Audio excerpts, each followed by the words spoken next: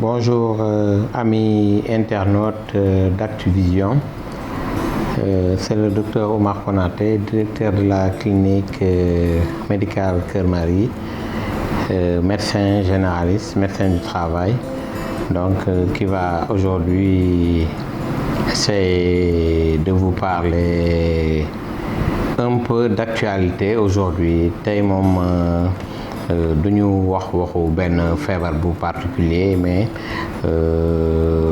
feebar bi nga xam ne moom moo xew mooy Covid-19 bi donc si moom laa bëgg ñu communiquer tuuti. Donc c'est une pandémie donc moom moo ngi laal 213 pays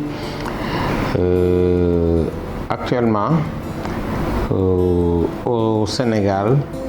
Laal na à peu près 10 500 personnes donc 10 500 personnes testées positives.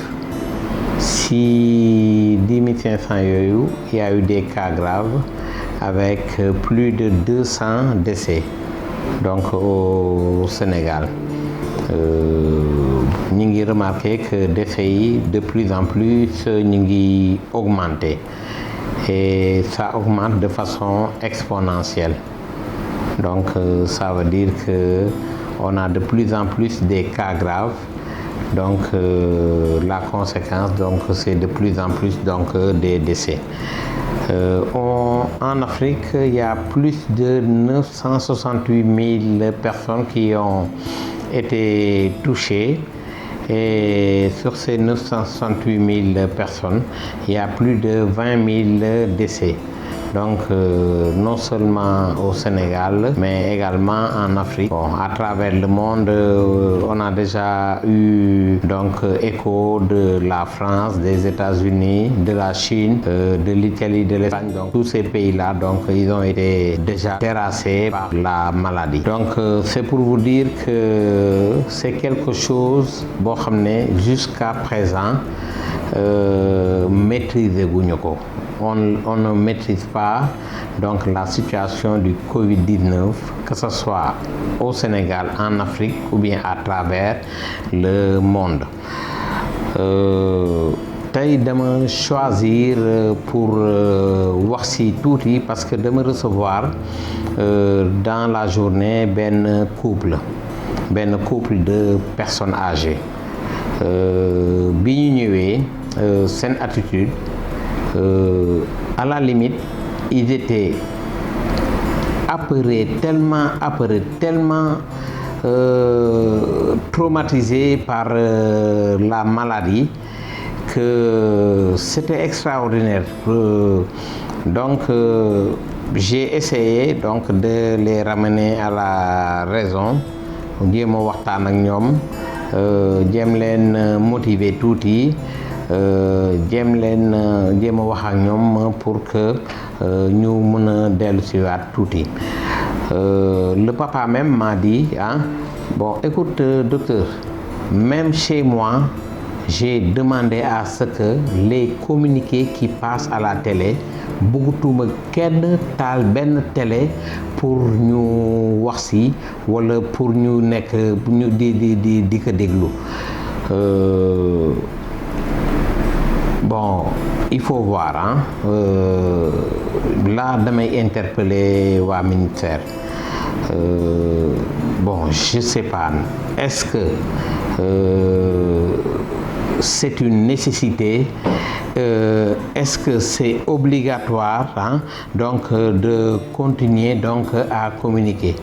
Parce que à mon avis, je dis bien à mon avis, ça n'a pas de sens. Di ngeen communiquer ba kañ?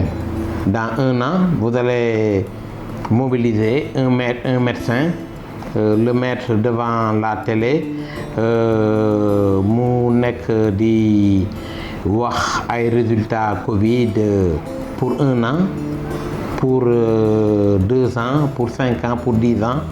je pense que médecin place am feneen la médecin place am feneen la donc seen stratégie bi de communication bi il faut que ngeen revoir ko il faut revoir cette stratégie de communication parce que instant yi nii stigmatisation kese lay entraîner et puis vous prenez la population en otage. Vous prenez la population en otage et c'est dommage, hein, c'est dommage. Les gens ne viennent même plus, n'osent plus rentrer dans les structures de santé donc pour se faire soigner. Les conséquences, donc les dégâts, hein, vous les savez tous, les gens ils meurent chez eux. Les gens ils meurent chez eux. Donc essayez de donc revoir cette stratégie, hein? Essayez de revoir cette stratégie, discuter avec vous, discuter avec des spécialistes donc pour essayer de voir par rapport à cette situation. Par ailleurs, j'ai remarqué que beaucoup de personnalités meurent ces temps-ci. Beaucoup de personnalités meurent. Ce sont des gens qui avaient les moyens ou bien qui ont les moyens et qui allaient se faire soigner en France, aux États-Unis ou bien dans d'autres contrées où le système de santé donc était un système performant. Écoutez, ça met à nu notre système de santé. Ça veut dire qu'on a un système qui est très déficient. On a un système très déficient. Donc les gens, ils doivent orienter leur politique par rapport à ça.